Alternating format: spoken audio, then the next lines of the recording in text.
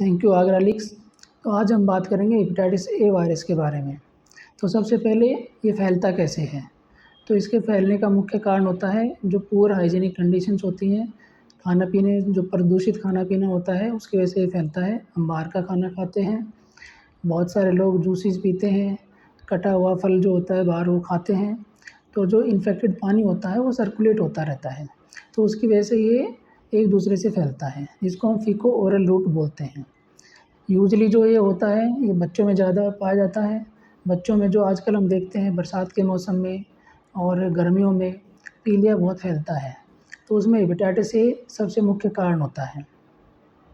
तो इसके लक्षण क्या-क्या होते हैं, तो शुरुआत में हल्का बुखार आता है, पेट के ऊपरी हिस्से में दर्द होता है, उल्टी आनी शुरू होती है, कमज़ोरी काफ़ी आ जाती है। इसके कुछ दिनों के बाद उसकी आँखें पीली पड़ने लग जाती हैं, उसका पेशाब पीला होना शुरू हो जाता है और उसकी कमज़ोरी बढ़ती चली जाती है।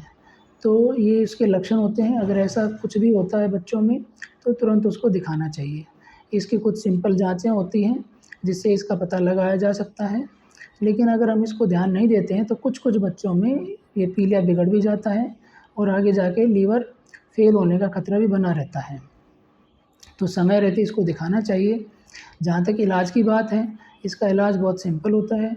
आप अपने किसी गैस्ट्रोएंटरोलॉजिस्ट से मिलिए, वो कुछ दवाई प्रिस्क्राइब करेगा और कुछ खाने-पीने की जो चीज़ें हैं उसके बारे में आपको बताएगा।